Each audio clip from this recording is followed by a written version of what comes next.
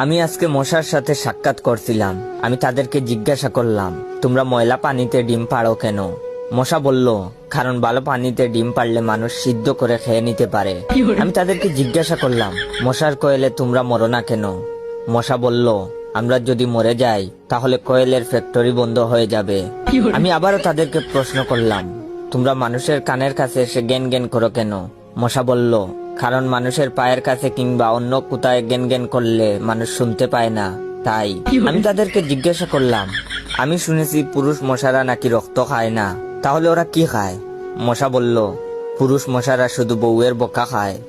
আমি বললাম, মশারা কামড়ালে মানুষের ডেঙ্গু হয় কেন? মশা বলল, মশারা কি শুধু মানুষের রক্ত নিয়েই যাবে, ওদের কিছু দিবে না। মশারা এত স্বার্থপর নয়, তাই মানুষকে ডেঙ্গু উপহার দিয়ে যায়।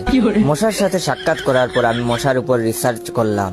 মশা অনেক ধরনের হয়, যেমন পড়তে বসলে যে মশায় কামড়ায় তারা হলো অশিক্ষিত মশা, খেতে বসলে যে মশা কামড়ায় তারা হলো ক্ষুধার্ত মশা, ঘুমানোর পর যে মশা কামড়ায় তারা হলো কাপুরুষ, জেগে থাকা অবস্থায় যে মশা কামড়ায় তারা সাহসী, মশারির মধ্যে যে মশা কামড়ায় তারা হলো অতিরিক্ত শেষরা, মাঝরাতে যে মশা কামড়ায় তারা হলো সিঙ্গেল, টয়লেটে যে মশা কামড়ায় তারা হলো নির্লজ্জ, দিনের বেলা যে মশা কামড়ায় তারা একটা ছোট লোক।